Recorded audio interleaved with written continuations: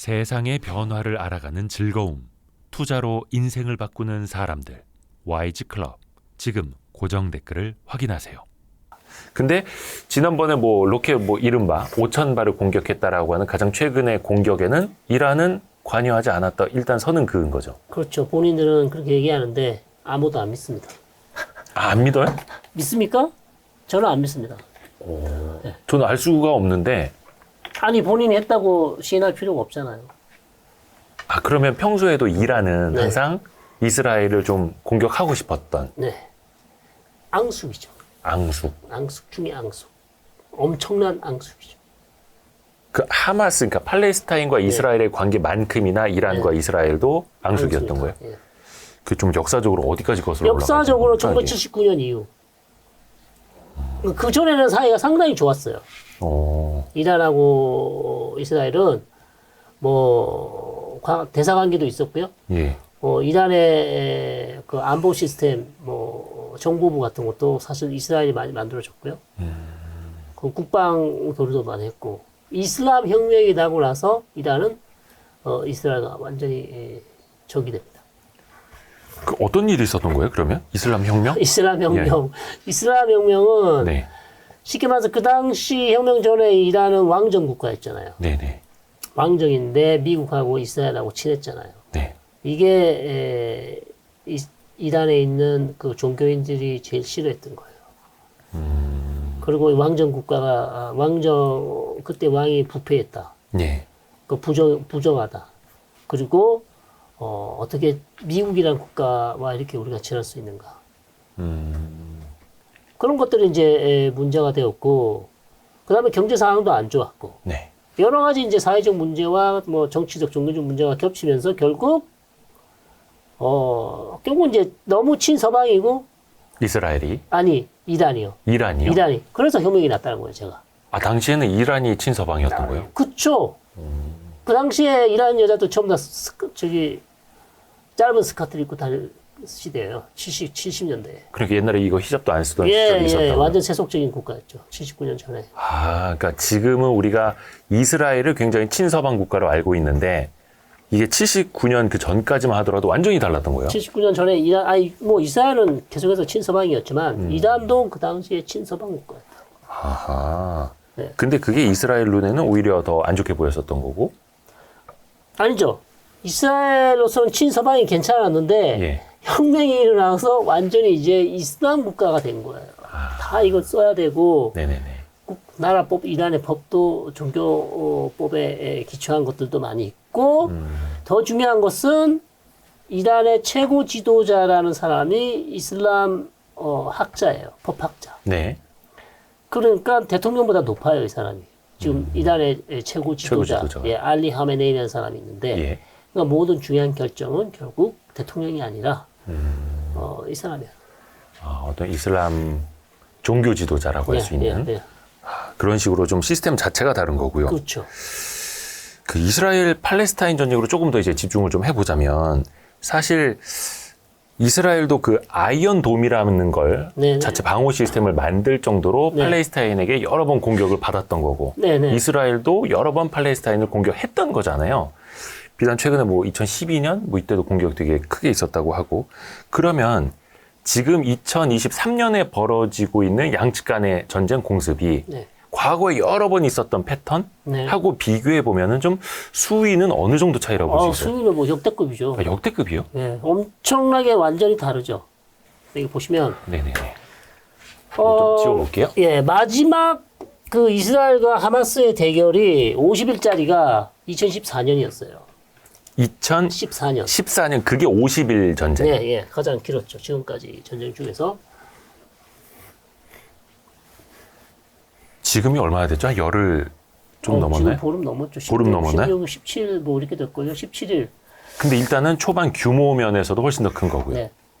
그 다음에 이제 지상군이 들어가면 이제 또 역대급이 되겠죠.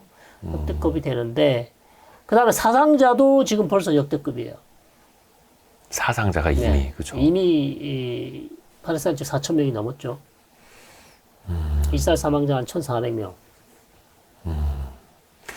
그러니까 예전 뉴스를 찾아보면 민간인 6명 사망. 그렇죠. 몇십 명 사망이면 되게 큰 거였고. 네. 근데 이번에는 단위가 막 1,000명 단위, 막 4,000명 이렇게 가니까 역대급이다. 거의 뭐 2014년, 뭐 2012년, 뭐 2012년에도 하마스가 아니다. 그 이스라엘이 하마스 뭐라 해야 됩니까? 최고 지도자를 제거했다. 뭐 이런 기사들도 있었는데. 맞죠. 네. 그것 때문에 전쟁이 일종이 났다고. 근데 당시랑은 지금 규모가 비교가 안 될 정도예요. 예. 그렇죠. 이제 아직까지는 지금도 높지만 만약에 지상군이 들어가서 더 길어지면 더 숫자는 더 올라갈 거고. 그리고 하마스의 작전 자체도 완전히 다르죠. 2014년에는 그냥 하마스의 작전이 다르다. 네. 차원이 달라요, 지금. 차원이 다르고. 그러니까 2023년에 하마스와 2022년의 하마스는 전혀 다른 하마스예요. 23년. 네, 네. 작년의 하마스와 지금의 하마스는 다르다. 왜냐하면 기존에는 그냥 로켓만 쐈잖아요. 작년까지만 해도. 네. 방법이 없으니까. 네네네. 로켓 쏘면 이스라엘이 압도적인 군사적으로 그냥 보고만 하는 거죠. 그러니까 과거에는 재래식 무기만 팡팡 쐈을 때 아이언돔으로 맞고 또 반격하고 그래서 팔레스타인의 피해가 더 컸는데. 그렇죠. 훨씬 컸죠. 맨날 두드려 맞는 그런 상황이었죠. 근데 이제는 어떻게 달라진 거예요? 지금은 이번에는 하마스가 기습 공격을 했고요. 네. 로켓을 막 많이 쏘면서 지상군이 침투를 했어요. 그 패러글라이딩 타고요. 예. 지상군이 패러글라이딩도 타고 오토바이도 타고 SUV도 타고 많이 들어왔어. 육해공으로 들어왔어. 모터보트도 타고 하늘로도 오고 육지로도 오고 3차원의 육해공. 그 패러글라이딩 타고 그 담을 넘은 거는 이해가 가는데 네. 차나 오토바이는 어디로 나온 거예요? 그러니까 제가 설명을 이제 드릴게요. 예. 그러니까 이게 펜스가 있을 거 아니에요. 그 높이가 엄청 높던데요? 높지만 예. 이게 다 콘크리트 펜스가 아니었었어요. 아. 일부만 콘크리트고 철책이었어요. 예. 그것도 스마트 철책. 예. 그러니까 뭐 감시 카메라 달고 뭐 센서 달고 다 했는데 하마스가 이거를 침투하기 전에 그걸 다 무능화시켰어요. 불능화시켰어요. 어떤 뭐 전기 뭐 이걸 끊는다든지. 예, 폭탄 달아서 다 터트려 버리든지 다 했던 거예요. 그러면서 여기 철책이 있는데 여기 한 15곳을 다 끊었어요. 다 끊고 불도저로 밀어버렸어요. 콘크리트가 아니잖아요. 아, 그러니까 그러면 철책이니까. 기존에도 그렇게 밀어버릴 수 있었던 곳들이 있던 거네요. 그렇죠. 그러니까 이 스마트 펜스를 15곳을 뚫고 이렇게 싹 한 번에 밀려 들어왔어요. 얼마? 한 1,500. 1,500명. 네. 1,500명의 어떤 군인들이, 그렇죠. 무장대원들이 무장대원들이. 예, 무기를 싹 다 들고 들어와서 여기 지금 보이는 마을 있죠? 네네네. 빨갛게 되어 있는 마을. 뭐 홀리트, 수파, 예. 니림, 게스프림, 라임, 베리 뭐 25개 되는데 여기를 다 점령을 해버렸어요. 그리고 사람들도 납치해가고, 납치만 한 게 아니죠. 죽이고, 여기서 천 명이 더 죽었어요. 뭐 영유아들도 죽이고 뭐 예, 그랬다고. 예, 예. 그러니까 이게 역대급이라는 거예요. 이런 경우가 없었거든. 없었어요. 육지로 들어온 것도 침투에 들어온 것도 놀라운 사실이고 네. 들어와서 민간인을 이렇게 한 번에 많이 죽인 것도 놀라운 거예요. 아니, 왜 그랬을까요? 그러니까 항상 그 적개심을 갖고 있었던 것까지는 역사적으로 이해가 가는데, 네. 왜 뭐 부녀자, 영유아까지 막 잔인하게 죽일 정도로 뭔가를 막 했어야만 했을까요? 하마스는 원래 테러 단체예요. 네. 하마스는 무슨 무장 정파라고 우리가 언론에서 그렇게 얘기를 하는데 예. 기본적으로 하마스는 테러 단체라는 거예요. 그리고 뭐 테러 단체는 뭐 하마스라는 단체가 이번에 민간인 이렇게 많이 죽인 게 처음이 아니에요.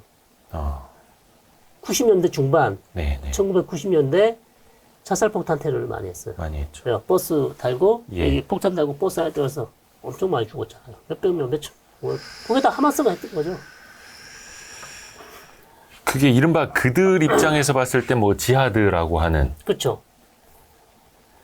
그 이슬람 교리를 뭔가 뭐 전파하고 막 그러기 위한 그렇지는 않고 지하드기는 하나의 이제 성전이라고 얘기를 예, 하는데 예. 일종의 무력 투쟁을 보통 우리가 지하드라고 무력 하는데 투쟁. 예, 네. 예. 문제는 이것이 그럼 왜 사람들이 그렇게 잔인해졌냐? 네. 왜 이렇게 민간인들을 학살을 해야 됐냐? 네. 이게 이제 문제죠. 그렇죠. 그러면 그 사람들이 왜 그랬을까를 생각해 보면 역지사지의 입장이 돼 보면 됩니다. 예. 이스라엘 사람들이 2006년 2008년, 9년, 2012년, 2014년 얼마나 죽였겠습니까? 팔레스타인 사람. 민간인. 2014년에 대충 한 2,000에서 2,500. 아, 2014년에요? 예. 하마스 전투원까지 포함해서 네. 2,000에서 2,500. 2012년 한 1,000명에서 1,500. 2008년, 9년에도 역시 뭐 한 1,000명에서 1,500. 예. 수없이 많이 죽였어요. 뭐 고의로 가서 총을 쏴서 죽인 건 아니에요. 저기 하마스가 한 것처럼. 그러나 폭탄이 떨어져서 네. 폭탄이 떨어져서 민간인이 죽는 거잖아요. 네네. 그러니까 뭐 이스라엘로서는 우리는 대피 명령을 이미 다 했고 원점 타격했다. 거기서 로켓이 날아왔기 때문에 우리는 때릴 수밖에 없었다. 아, 그곳에서 우리에게 로켓을 쐈기 때문에 네. 우리는 그 원점을 쏜 건데 우리는 분명히 민간인들 대피하라고 했는데 그들이 하마스랑 같이 있다가 죽은 거다 이런 식으로. 근데 그게 말이 안 돼. 100% 그렇게 할 수가 없잖아요. 어떻게 전쟁 중에 100% 다 대피 신호를 보낼 수 있나요? 불가능해요, 사실. 그렇죠. 예, 아주 느리게 작전을 한 지역은 대피 명령을 낼 수 있지만 긴박하게 돌아가는 작전 상황에서 모든 사람을 대피 명령을 내는 건 사실상 불가능하죠. 그러면 팔레스타인 하마스 입장에서 보면 그냥 눈에는 눈, 이에는 이. 그렇죠. 우리도 오토바이 타고 가서 패러글라이딩 타고 가서 네. 그냥 민간인이건 여자건 아기건 그냥 이스라엘 사람이 우리는 죽인다 이거예요. 그러니까 증오죠. 증오. 엄청난 증오죠. 그러니까 이스라엘 팔레스타인 관계가 얼마나 악화됐는지를 알 수 있는 단적인 사건이죠. 그러니까 이게 우리의 시각, 우리의 상식으로는 도저히 이해를 할 수가 없는 거네요. 그렇죠. 근데 지금 펼쳐지는 거 보면 사실 뭐 이스라엘이라고 뭐 이렇게 뭐 문명인처럼 행동하고 또 그건 또 아니더라고요. 같이 서로가 그냥 눈에는 눈, 이에는 이 이렇게. 그렇죠. 이스라엘 사람들도 이제 감정이 격해질 수밖에 없죠. 예를 들어서 자기들이 한 짓을 생각을 못하고 자기들이 전쟁 때문에 죽은 팔레스타인 사람들은 생각을 하지 못하고 자기 이 국민이 지금 죽은 것만 생각하는데 한국은 역지사지 입장이 돼야 된다. 역지사지. 근데 서로가 서로 자신들의 입장만 보고 서로 그냥 엄청난 증오와 증오의 싸움이거든요. 예, 그래서 서로를 계속해서 악마화했던 거죠. 그냥 우리는 악마랑 싸우는 거니까 이렇게 해도 돼라고 서로를 또 합리화하는 거고요. 그렇죠. 일종의 뭐 세뇌 같은 거를 당할 수도 있는 거고. 계속 그렇게 살아왔기 때문에 그럼 이거는 하루아침에 또 달라질 수도 없는 거네요. 거의 불가능하죠. 협상을 한다고 되는 것도 아니고. 특히 가자 지구는 협상의 대상이 아니에요. 요르단강 서안 지구는 좀 나은데 하마스가 통치하는 하마스는 이스라엘과 협상 대상이 아니에요. 협상 대상이 아니라는 건 어떤 의미일까? 예전에 그 오슬로 협정인가요? 네네. 그 90년대 후반에 네네. 맺어져서 이제 자치지구를 만들어주고 예, 그게 이제 요르단강 서안 지구였죠. 그게 서안지구였고 서안 지구도 했고 가자도 했었어요. 네네네. 가자를 했었는데 결국 가자 지구를 2005년 이스라엘이 완전히 철수를 하게 돼요. 예, 예. 네, 완전히 철수하게 되고 하마스하고 온건파 파탁이 남았어요. 네. 두 종파가 있는데 2007년에 두 종파의 무력 충돌이 일어났어요. 그래서 하마스가 이겼어요. 네네네. 그래서 파타를 쫓아냈어요. 네. 그리고 무력으로 이걸 다 차지했어요. 가자지구를. 예, 2007년.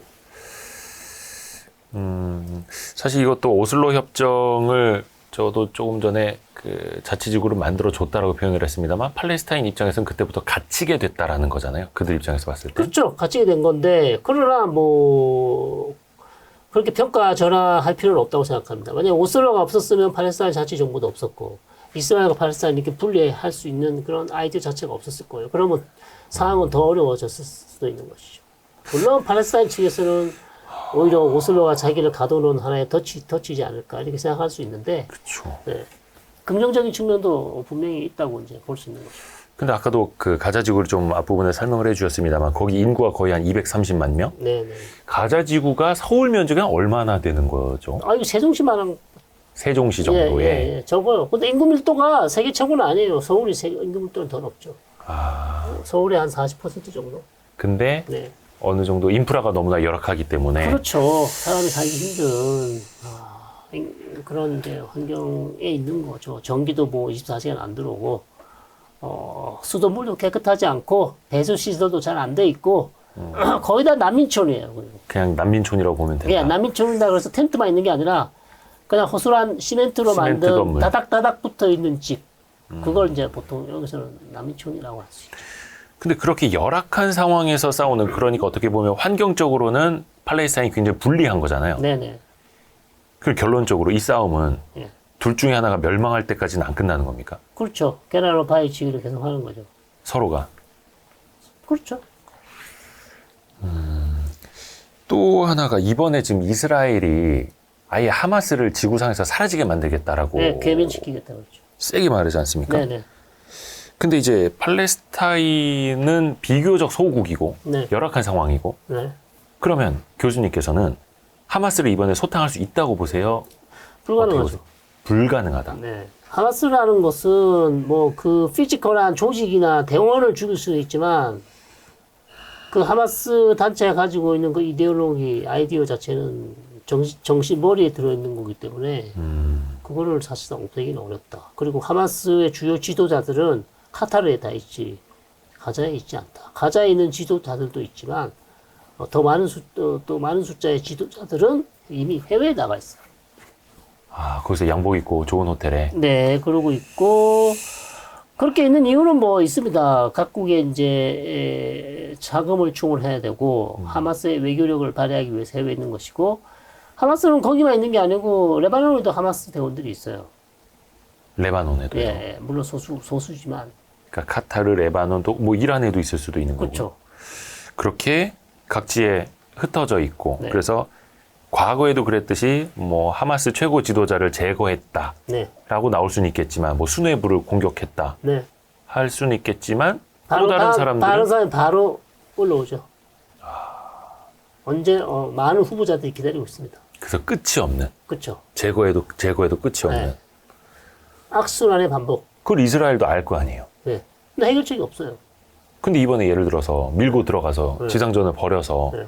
뭐 땅굴 쫓아 들어가서 제거를 한다 하더라도 네. 이게 끝나지 않는다라는 걸 이스라엘도 끝나지 알거 아닙니까? 않는다는 걸 알지만 시도를 하는 거죠. 지금 나오는 얘기는 하마스를 개멸시키고 여기 하마스 통치를 아예 없애버리겠다는 거예요. 더 이상 하마스에게 여기를 통치하지 못하도록 하겠다는 것이고, 그 방안은 뭐냐면 결국 쉽게 말해서 가자지구 통치권을 온건파 파타에게 넘겨주겠다는 거예요. 그래서 지금 미국이랑 이스라엘이 가자 지구에 과도 정부를 수립하겠다. 막 네. 그런 계획도 밝혔죠. 그렇죠. 가도 정부 수립의 주체는 누가 될 것인가. 이스라엘도 될 수 없는 거고 미국도 될 수 없고, 결국 요르단강 서안 지구에 있는 온건파 파타 사람들 아니면 자치정부, 이 사람들이 원래 2007년 전에 여기를 다스렸으니까, 통치했으니까 이 예. 사람들이 다시 통치하게끔 하고, 그다음 하마스 대원들이 다시 이제 만들어져서 반란을 일으킬 수 있으니까, 그쵸. 여기에 UAE나 이집트나 요르단이나 다국적 경찰들 아니면 준 군사 조직을 상주시키는. 예, 상주시켜서, 다국적 군사와 경찰 조직을 상주시켜서 그렇죠. 다국적 안압군. 그래서 다시는 하마스가 싹을 틔우지 못하게 하겠다. 네. 근데 상당히 이상적인 방법이에요. 이게 될지 안 될지는 몰라요. 그런 아이디어를 지금 아이디어 차원에서 얘기를 하고 있어요. 그러게요. 그러니까 그 과도 정부 수립이라는 게 하마스를 완전히 제거한다라는 전제가 필요한 거잖아요. 그렇죠. 아니, 제거 안 해도 돼요. 90%만 제거하면 어차피 나머지 10%는 뭐 저항을 하든지 아니면 땅속에 있든지 그냥 뭐 하겠죠. 완전 100% 박멸은 어렵죠.